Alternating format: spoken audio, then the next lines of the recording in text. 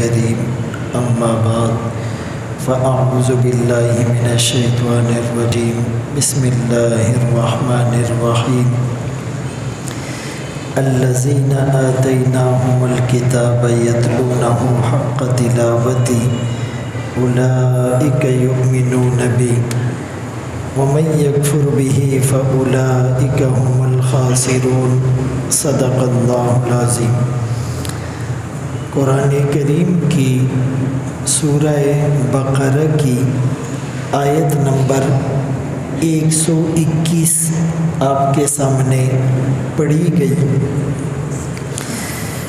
گزشتہ آیات میں یہود و نصارہ کے بارے میں کہا گیا تھا کہ یہ ہرگز آپ سے راضی نہیں ہوں گے جب تک آپ ان کی ملت کی پیروی نہ کر لیں۔ یہ تو ان اہل کتاب یہود و نصارہ کی بات تھی جو آقا پر ایمان نہیں لائے، بلکہ در حقیقت انہوں نے تورات اور انجیل سے بھی انحراف کیا تھا۔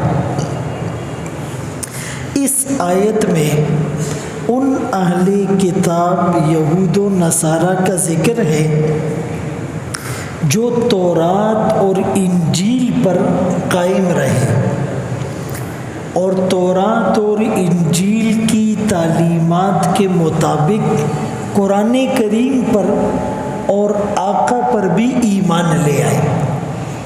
تو فرمایا الذین، وہ لوگ آتیناہم الکتاب، جن کو ہم نے کتاب دی۔ مفسرین نے لکھا اس سے مراد وہ یہود و نصارہ جو واقعی تورات اور انجیل پر عمل کر رہے تھے۔ بعض مفسرین نے لکھا اس سے مراد صحابہ ہیں، اور بعض مفسرین نے لکھا کہ اس سے مراد جعفر بن ابی طالب جو کہ حضرت علی رضی اللہ تعالیٰ عنہ کے بھائی تھے، ان کے ساتھ جو لوگ حبشہ سے کشتی میں آئے تھے وہ 40 لوگ تھے، 32 اس میں حبشہ کے اور 8 اس میں یمن کے راہب تھے۔ تو فرمایا وہ لوگ جن کو ہم نے کتاب دی، یتلونہ، اس کتاب کی تلاوت کرتے ہیں، حق تلاوتی، جیسے تلاوت کا حق ہے۔ اولئک، یہی لوگ، یؤمنون بہ، اس پر ایمان لائیں گے، ومن یکفر بہ، اور جو اس کتاب کا انکار کرے گا، فاولئک هم الخاسرون، وہی لوگ خسارہ اٹھانے والوں میں سے ہوں گے۔ پہلی بات یہ سمجھ لیں کہ کتاب کی ایسی تلاوت جو حق ہے، اس سے کیا مراد ہے؟ پہلا قول کہ جب تلاوت کرتے وقت جنت کا تذکرہ آئے تو اللہ سے جنت مانگ لے، جہنم کا تذکرہ آئے تو جہنم سے پناہ مانگ لے، رحمت کا تذکرہ آئے تو رحمت مانگ لے، آگ کا تذکرہ آئے تو اس سے پناہ مانگ لے۔ اور دوسرا مطلب کہ قرآن کی ایسی تلاوت کرے جیسے حق ہے، جیسے قرآن نازل ہوا، یعنی قرآن کو صحیح تلفظ سے نہ پڑھنا، اس نے تلاوت کا حق ادا نہیں کیا۔ قرآن کو صحیح مخارج کے ساتھ ادا نہ کرنا، اس نے قرآن کا حق ادا نہیں کیا۔ زبر میں، زیر میں، پیش میں، مد میں، غنّے میں، ادغام میں قلقلے میں، وقف میں، جزم میں، مد متصل میں، مد منفصل میں، موٹے حروف پڑھنے میں، پتلے حروف پڑھنے میں، صاد زا اور سین سیٹی کی آواز نکالنے میں اگر ان کی رعایت نہیں رکھی، اس نے تلاوت کا حق ادا نہیں کیا۔ اس پیمانے پر اگر ہم اپنے آپ کو پرکھیں گے تو سب فیل نظر آئیں گے۔ تو تلاوت کا حق، اس کا ایک مطلب قرآن ایسے پڑھو جیسے نازل ہوا۔ بھائی ایک بادشاہ ہے اور اس کا ایک فرمان لکھا ہوا ہے، وہ بادشاہ آپ کو کہتا ہے کہ میرے سامنے میرا فرمان مجھے پڑھ کر سناؤ۔ آپ سچ بتائیں، آپ ایک ایک لفظ صحیح ادا کریں گے۔ فرمان کس کا ہے؟ بادشاہ کا، اور اس کے سامنے پڑھ کر سنانا ہے۔ آپ پوری کنسنٹریشن کے ساتھ ایک ایک لفظ صحیح پڑھ کر سنائیں گے، اور اس کا مفہوم بھی ذہن میں رکھ کر پڑھیں گے، اور اس پر عمل کرنے کی بھی آپ کی نیت ہوگی۔ اور بادشاہ کے جو شاہی آداب ہیں دربار کے، اس کا بھی خیال رکھیں گے کہ میں نے بادشاہ کے دربار میں جانا ہے تو اچھا لباس پہن کر جاؤں، پھر بادشاہ کے قریب جا کر اس کے فرمان کو پڑھنا ہے تو خوشبو بھی لگاؤں، اور پھر ایک ایک لفظ صحیح ادا کروں، اس میں غلطی نہ ہو جائے، اور ایک ایک لفظ کا معنی بھی مجھے پتہ ہو۔ تو بھائی ہم اللہ کے دربار میں آ رہے ہیں اور اللہ کا فرمان اللہ کے سامنے پڑھ رہے ہیں، نماز میں اور تلاوت میں۔ لفظ بھی غلط پڑھتے ہیں، معنی کا بھی پتہ نہیں ہے، آداب کا بھی پتہ نہیں ہے۔ اسی لیے بہت سے قرآن پڑھنے والے قرآن پڑھتے ہیں، قرآن ان پر لعنت کرتا ہے، یہ قرآن کا مذاق اڑا رہے ہیں۔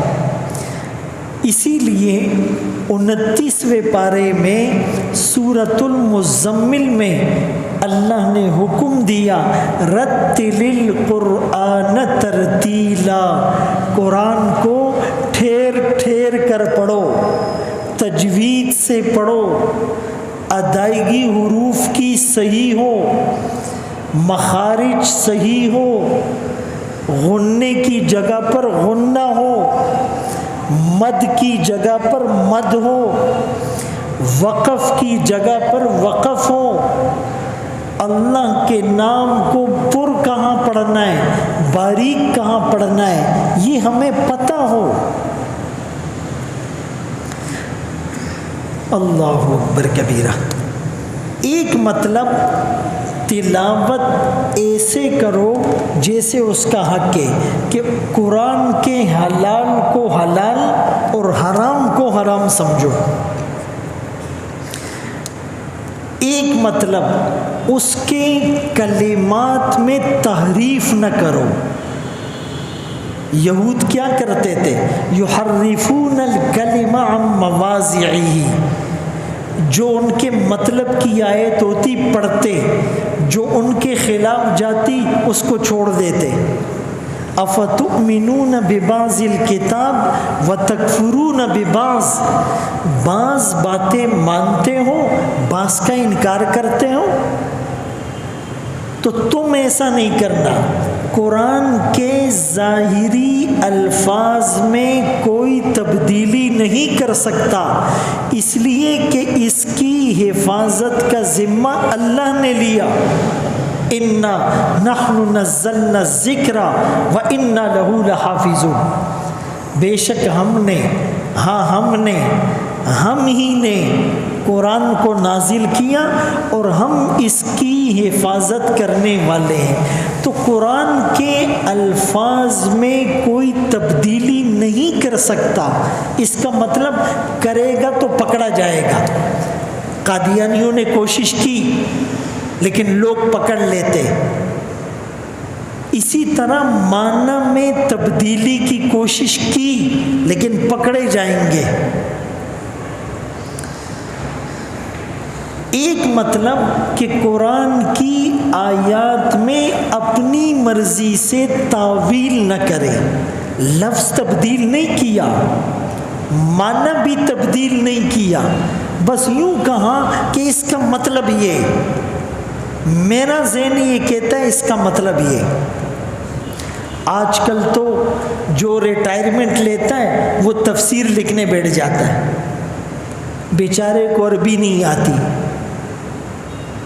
اس کو نحو صرف کا نہیں پتہ، اس کو لغت اور ادب کا نہیں پتہ، اس کو علم کلام اور بیان کا نہیں پتہ، اس کو تفسیر اور اصول تفسیر کا نہیں پتہ، اس کو فقہ کی جزیات معلوم نہیں، اس کو شان نزول اور ربط بین صورت کا پتہ نہیں، تفسیر لکھنا.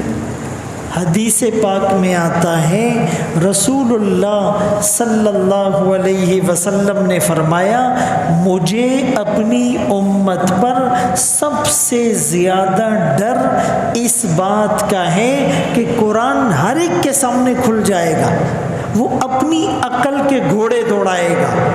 مجھے یہ سمجھ میں آ رہا ہے.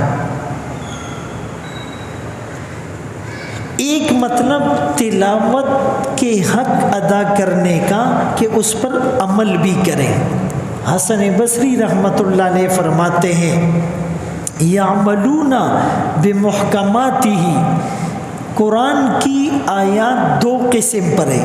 ایک محکمات جو بالکل مضبوط ہے، جس کے معنی بالکل واضح ہے، اس پر تو عمل کرنا ہے. ایک متشابہات جس کے معنی ہر ایک کو سمجھ نہیں آتے، یؤمنون بہ، اس پر ایمان لانا ہے کہ یہ اللہ کی طرف سے ہے. والراسخون فی العلم یقولون آمنا بہ کل من عند ربنا. قرآن کی بعض آیات اتنی مشکل ہیں، علم میں رسوخ رکھنے والے لوگ بھی یہ کہنے پر مجبور ہیں ہم اس پر ایمان تو لے آئے، یہ اللہ کی طرف سے ہے، باقی اس کی گہرائی تک ہماری عقل کی اپروچ نہیں، عقل کی رسائی نہیں، عقل کی پہنچ نہیں، وہ ہماری رینج سے باہر ہے. اچھا بعض لوگ پتہ ہے کیا کہتے ہیں؟ کہتے ہیں نہیں یہ کیسی بات ہوئی، ہر آدمی قرآن سمجھ سکتا ہے، ہر آدمی کو حق ہے قرآن سمجھنے کا، ہر آدمی میڈیکل کی کتابیں پڑھ سکتا ہے، سمجھ سکتا ہے، ہر آدمی انجینئرنگ کی کتابیں پڑھ سکتا ہے، سمجھ سکتا ہے، ہر آدمی چارٹر اکاؤنٹنٹ بننا چاہے وہ بن سکتا ہے، نہیں بن سکتا. وہاں تو تم کہتے ہو نہیں یہ میڈیکل کی کتابیں، اس کی ٹرمز اور اصطلاحات ہی الگ ہے، اس کے الفاظ اور اس کی ووکیبلری الگ ہوتی ہے. لیکن قرآن بس جس کو عربی آئے یا نہیں آئے وہ اپنی مرضی سے سمجھنے کی کوشش کرتا ہے. تو بہرحال ایک مطلب مفسرین نے یہ لکھا کہ قرآن میں کچھ سمجھ نہ آئے تو اپنا اجتہاد کرنے کے بجائے کسی عالم کی طرف ریفر کر دے، کسی عالم سے پوچھ لے، فاسألوا اہل الذکر.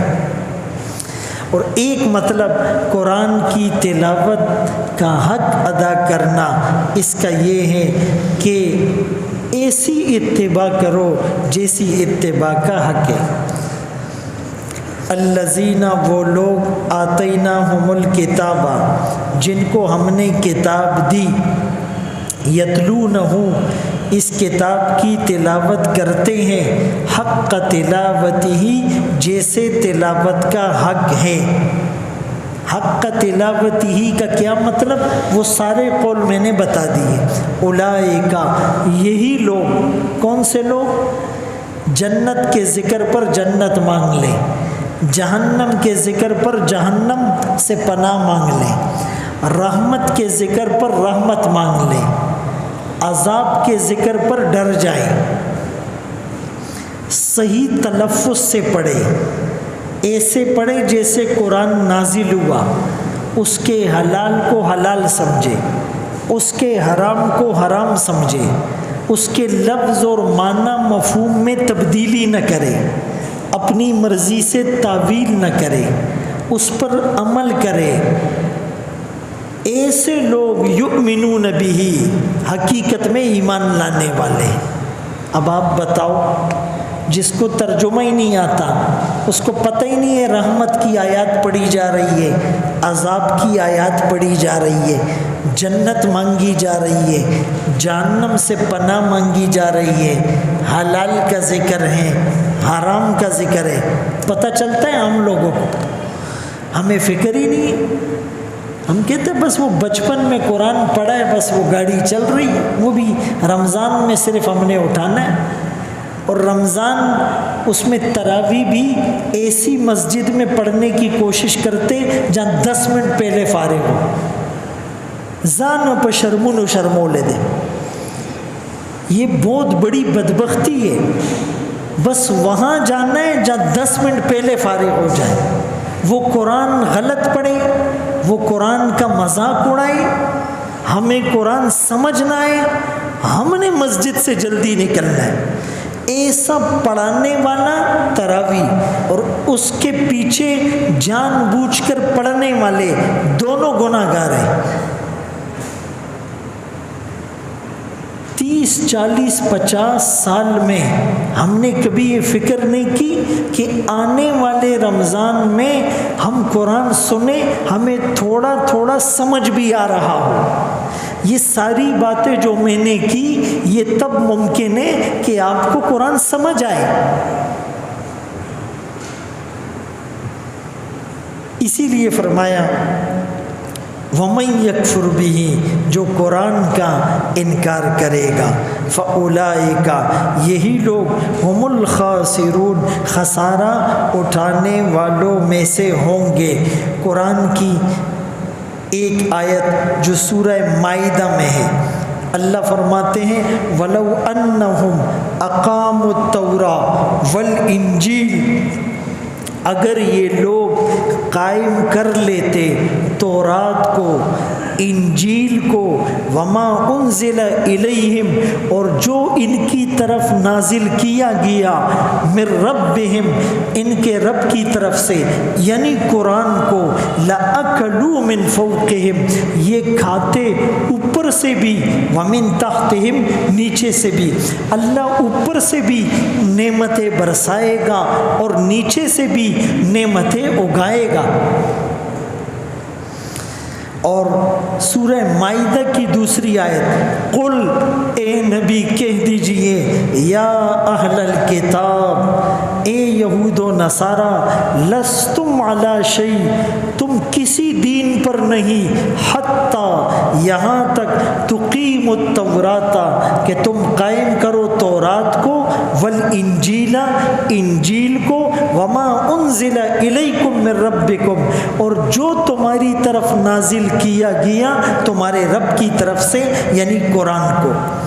پھر سورہ اعراف میں ہے الذین، وہ لوگ، یتبعون، جو اتباع کرتے ہیں، الرسول النبی الامی، اس رسول کی جو نبی بھی ہیں، امی بھی ہیں، یجدونہ مکتوبا، جس کا ذکر یہ پاتے ہیں لکھا ہوا، عندہم، اپنے پاس، فی التوراۃ والانجیل، تورات میں بھی انجیل میں بھی۔ پھر سورہ اسراء 15ویں پارے میں ہے قل، کہہ دیجئے، آمنو بھی او لا تؤمنو، چاہے ایمان لاؤ یا نہ لاؤ، ان الذین اوتوا العلم من قبلی، وہ لوگ جنہیں اس سے پہلے علم دیا گیا، اذا یتلی علیہم، جب ان پر قرآن کی تلاوت ہوتی تھی، یخرون، گر پڑتے تھے، للاذقانی، ٹھوڑی کے بل، سجدن، سجدے میں، انہیں قرآن سمجھ آ رہا ہوتا تھا۔ پھر سورہ قصص میں ہے، فرمایا الذین آتیناہم الکتاب من قبل ہم بہ یؤمنون۔ پھر سورہ آل عمران میں ہے، وہ لوگ جو پہلے تورات پر ایمان لائے یا انجیل پر ایمان لائے اور قرآن نازل ہونے کے بعد قرآن پر بھی ایمان لائے، انہیں ڈبل اجر ملے گا، ایک تورات پر انجیل پر ایمان لانے کا اور ایک قرآن پر ایمان لانے کا۔ اور پھر ایک آیت میں فرمایا جو قرآن کا انکار کرے گا فالنار موعد، اس کا ٹھکانہ آگ ہے، آگ۔ ایک حدیث میں رسول اللہ صلی اللہ علیہ وسلم فرماتے ہیں، اس ذات کی قسم جس کے قبضے میں میری جان ہے کہ اس امت میں سے، یعنی اگر کوئی یہودی تھا، آقا کے زمانے میں یہودی تھے، نصرانی تھے، اس امت کے یہودی اور عیسائیوں میں سے اگر کوئی میری بات سن لے، میری نبوت کی بات سن لے اور مجھ پر ایمان نہ لائے، وہ جہنم میں جائے گا، اگرچہ تورات کو مانتا ہے، اگرچہ انجیل کو مانتا ہے، لیکن جب تک مجھ پر ایمان نہیں لائے گا وہ جہنم میں جائے گا۔ اس لیے کہ قرآن نے تورات اور انجیل کو منسوخ کر دیا، اور تورات اور انجیل میں بھی لکھا ہوا ہے کہ آخر میں جو نبی آئے گا وہ سچا نبی ہوگا۔